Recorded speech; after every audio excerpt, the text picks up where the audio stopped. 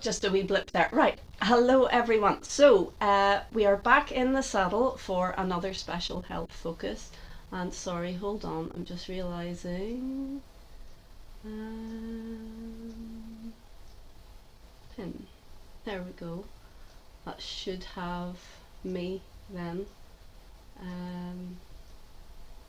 Full screen. Haha, right. Okay, so let's get started. Up we get, please. Hope you've all had a lovely summer. Ready to do a wee bit of Tai Chi. Gosh, it feels rather dark. There we go. Hopefully that's it sorted. Yeah, it's a little dark, Jane. Is it? Yeah. Okay, give me a second.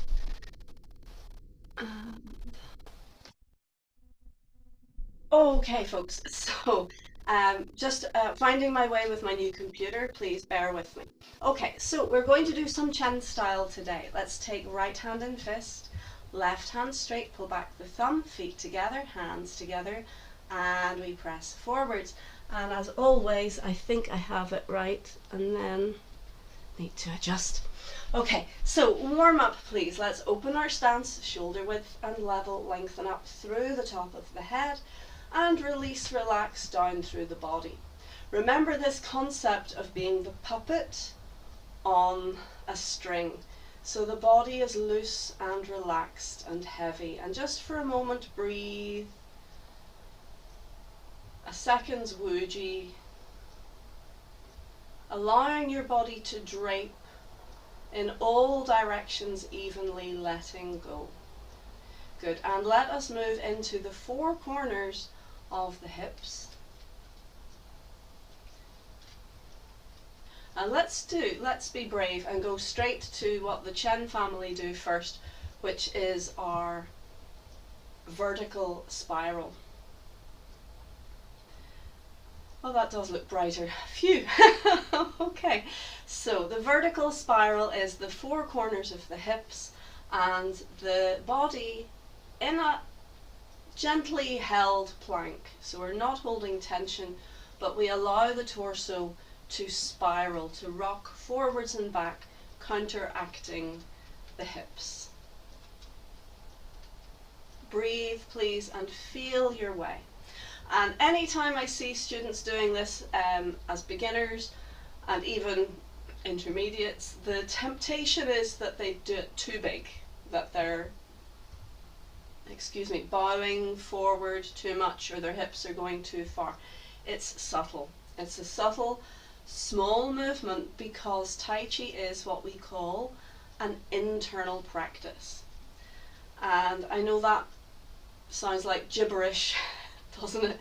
What's an internal practice? What's an internal martial art? Let's change direction. Well, it means that we're looking to facilitate movement inside the body and not necessarily so much on the outside. Now, of course, what you can see when you watch me, for the most part, is my external movement. But if I make my external movement bigger, actually everything on the inside just moves with.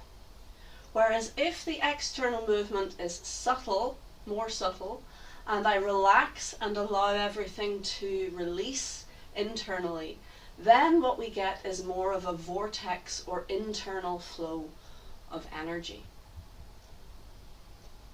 I actually had a beginner to my class, a beginner at Tai Chi, the other night, and she said, "Oh, I can see your energy is flowing, your energy is moving as you move." And that's impressive for a beginner to see that, because most folks, like myself, when I started, I just followed what I could see on the outside.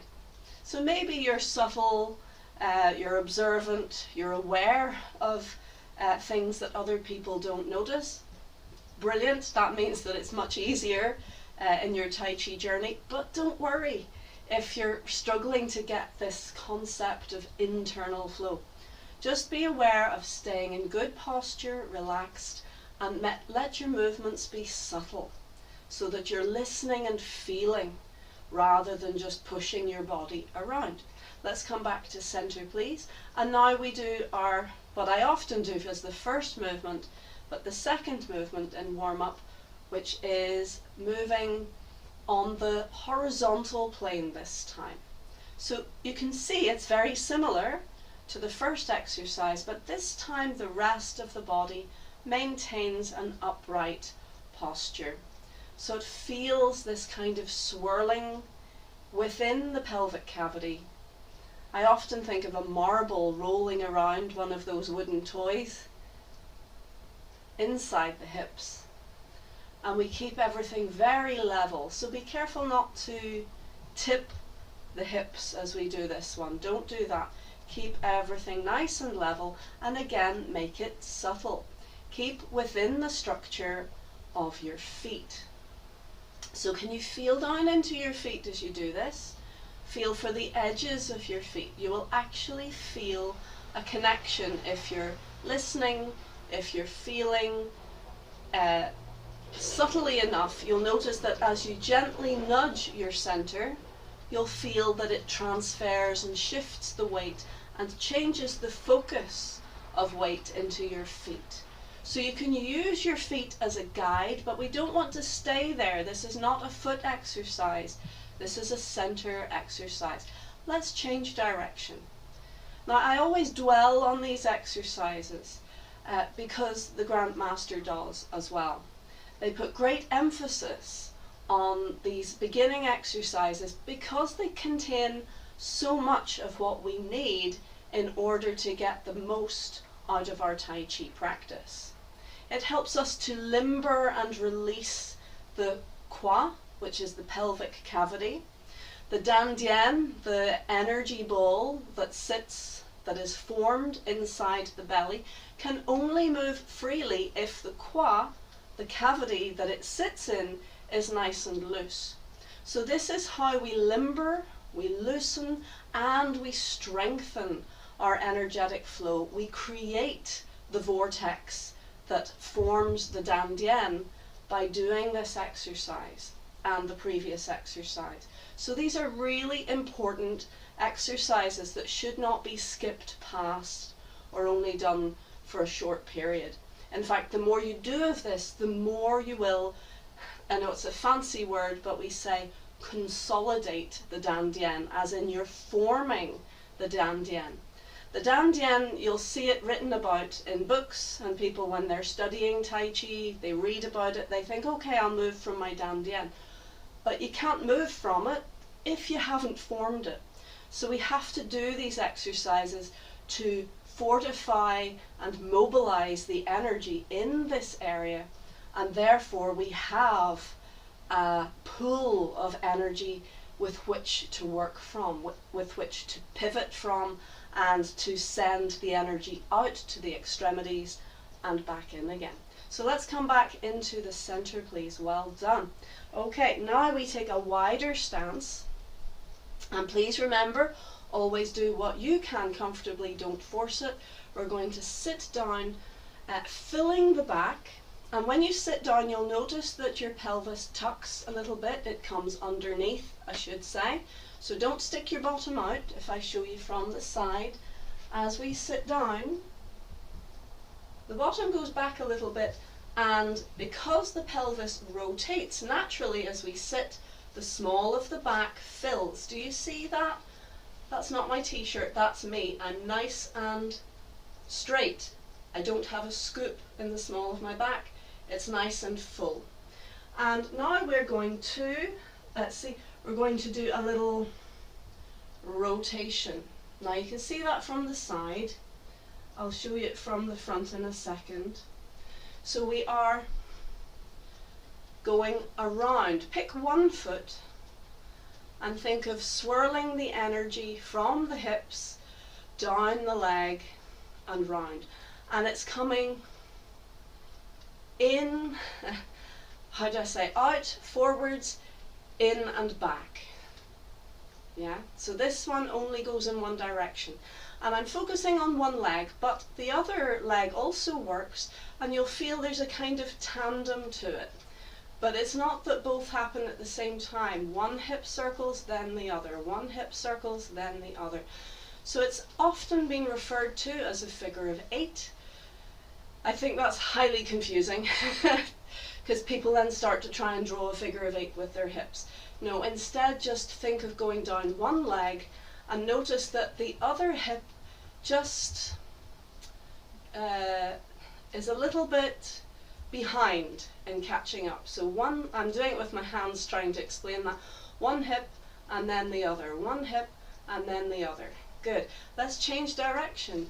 So this time think down the other leg. So you're going out, forwards, in and back. And so that hip is leading and the other hip just kind of follows behind. Have a play with it. This exercise is designed to strengthen your legs for martial purposes. So it's very good for your strength, it's very good for your health, but it's working towards the martial. So you could go wider, you could go deeper if you want, and you can go narrower and you can go higher if you need to. So please stick within your comfortable means on the day. Well done, up you come. Have a little shake out. Little trot. Okay, let's kick it out with one foot. We'll try to keep the feet parallel. Don't think about width for this one. Now this is Chen style, so we are putting our best foot forward. We're being a little bit more demanding on our system than in Yang style, but again I want you to do what you can comfortably. So we want to kick forwards and step down. Don't think of going sideways. Wherever your foot lands, having kicked forwards, that is correct.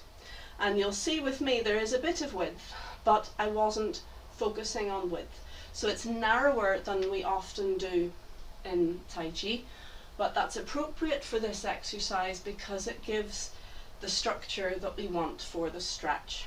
So we go forwards and back and breathe. I'm so glad I fixed the lighting settings and it actually looks nice and bright. Good, good. Okay, now let's take the hands to the knee, and we're actually going to keep the knee slightly bent. I know that's difficult to see, so I will turn for that. Keep bent to begin with, and we're going to just gently press into the leg, and then very, very slowly glide the weight back until the front leg is straight. Gently fold forwards, find a comfortable stretch. You can gently pulse, but please never bounce. Just relax and breathe. Good, and release. Up you come. Sorry, that is my phone, and I'll chuck it out. Sorry, I didn't have it on airplane mode in case anyone struggled to get in today. Good, let's try it on the other side. Ready? Kick it out, step it down, and we go forwards and back. Good. Now, this is a special health focus class, but actually all Tai Chi is very, very useful for health. I'm just specifically making this class with that in mind. So it's really good for any, I say any, for most issues it's a very good recuperation practice. But again, we have to do what we can comfortably and know our comfortable limits, and that might take a bit of experimentation, so be careful please. Bend your front knee a little bit, start to send a pulse down through the leg into the center of the foot, into the bubbling well. And then gently and in control, guide the weight back, stretch that front leg as far as you can comfortably and fold from the hips. Good, and breathe. Now that's the way our Grandmaster now teaches this exercise. Now that he is in his 80s, he has made it a little bit more accessible by starting with that bended knee. Good, up you come please. Very nice. And shake that. And I'll admit to you, I'm also recovering from, well, from various things, but recently I fell from about 5 feet and hit a concrete floor with my sacrum, with the base of my back. That was last Friday. So I haven't been doing much Tai Chi, but the Tai Chi that I have done has definitely helped. So it's very, very useful for recovery from things. But again, you just have to keep listening to how your body is responding and adapt as necessary, and know when to call it quits and to have a wee sit down and a break. So please do listen to your body at all times, because you never know. Only when your body gives you feedback do you know what feels right. So thankfully I'm in a job that is actually perfect to help me recover from that, and I'm fine, I think. They don't actually x-ray that part of the body, apparently, because even if it's broken, they don't change how they treat you. So yeah, but I think it's just badly bruised and those muscles kind of went so yeah, so Tai Chi is definitely a good thing to do, thankfully. Alright, so next we're going to go back into a wide stance, and we're going to sit down if you can. If it's too difficult, then you can go a slightly narrower stance and a slightly higher stance. But we're going to do this twist and chop. So we're actually gently thumping about the level of your liver.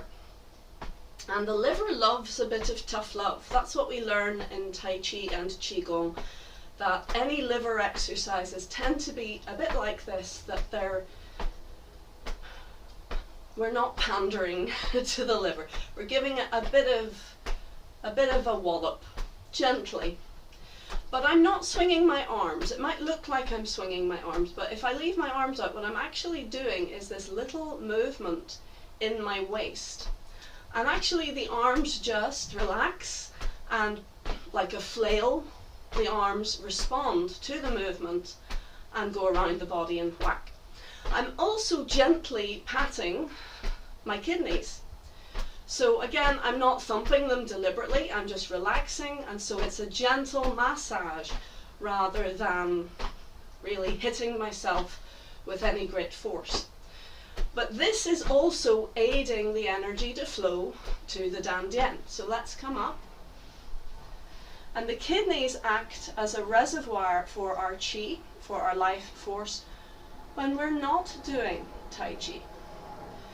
So now, much more gentle, but similar idea.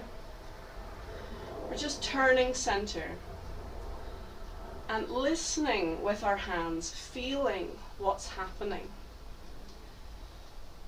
Now, when Yin first taught us this version, he said it's an exercise by Chen, who was a particularly celebrated Chen family member. He said it's like you're running your hands through water. Feel like you're running your hands through water. But actually, the last time Chen Yinjun came last October, he just said it's like your arms aren't there. They should be so relaxed, there's just nothing. Only you're feeling with your hands for the energy, for the resistance in the air. But it's a soft, it's a yin movement. So even though we're moving from center with this exercise, we are actually drawing the energy back into the center as we do it. Very good. And let's come back to center. And you can do any number of repeats with all of those exercises for a really beautiful and thorough Tai Chi or Qigong workout. So please do consider just practicing what we've just done a lot. And if you do that daily, you will find that your energy is better, that you're more limber, that you have more ease of movement, and also it's all mindfulness practice. So we do it noticing our breath, keeping our minds connected with the activity. So if you can, do it without watching television or listening to music, but just combine body, breath, and movement. So we're right there with our exercises. But that is your Chen style warm-up. Now, this semester I would really love to ease you in to a form called Lao Jia Yi Lu. And that is the traditional Chen long form. So it might take some time. It will take some time if we're going to do the whole form. But it's made up of 75 movements, and I know that sounds like a lot, but there's a lot of repeats in it. So it's really more like 35 movements in all, or 35 sequences we should say, and it's split into 4 sections. So each section is around 18 movements. So you could think of this form as 4 short forms, 4 18-step forms. And even that, don't worry, you might think that's a lot, even that part 3, no, not part 3, part 4 is actually mostly a repeat of part 2. So this is a form that has a lot of repetition, and that is so beautiful because it has this, it's like waves in the ocean. So you have a new step which is a bit titillating, which is a bit exciting to learn and to get to grips with. Once you've learned that, then the next step tends to be a familiar, comfortable move you've already learned. And that happens again and again and again. So the form itself, even the learning process of this form, feels like waves. It feels like this yang, which is a little challenging, and then yin, which is comfortable and familiar, and yang, and so on. It is gorgeous. Honestly, we shouldn't have favorites, but this is my favorite form in all my Tai Chi practice. It took me a long time to learn because I only sporadically learned it, but when I actually applied myself, it came very quickly. So I'm really excited to share this with you, but please be patient with the process. It is ancient and there is a lot of refinement to it, but I hope you'll enjoy it as much as I do.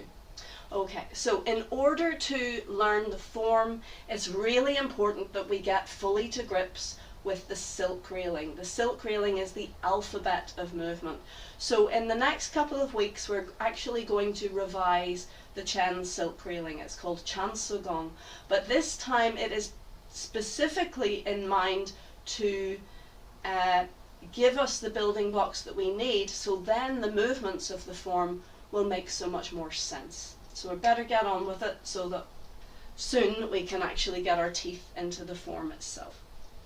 So Chan Su Gong is split into 2 sections, part 1 and part 2. Part 1 is full body movement, including stepping, and part 2 is variations of spirals without any stepping. So once you've got part 1, it cracks open the whole thing and helps you know how to move. So let's begin with our feet together, and we're going to float the top of the head up. Bring the chin slightly down and back, and let go through your body. Calming down. Let your breath guide you into letting go.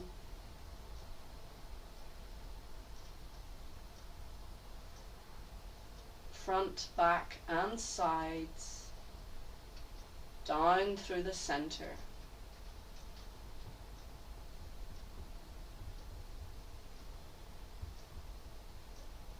Calming down.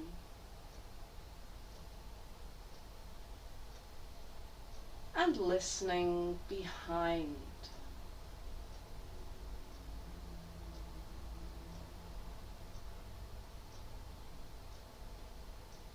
Good. Now we're going to release through the belly, the hips and the knees. And we're going to take your right hand, I'm going to mirror for this, your right hand comes to your waist. You place what's called the tiger's mouth between thumb and first finger, take a bite out of your waist, and your left arm extends forwards as if your fingertips are touching the projection of the center line of your body. Look to your left and step open to the left, keeping the feet parallel. You can go to shoulder width. I would encourage you to go a wee bit wider. Okay, now we begin halfway through the sequence with movement 3. Okay, so we turn very slightly to our open side and flip the hand over. So you see that? It is like a hinge. that as you turn the body, the hand turns. So you don't lift and then turn, or turn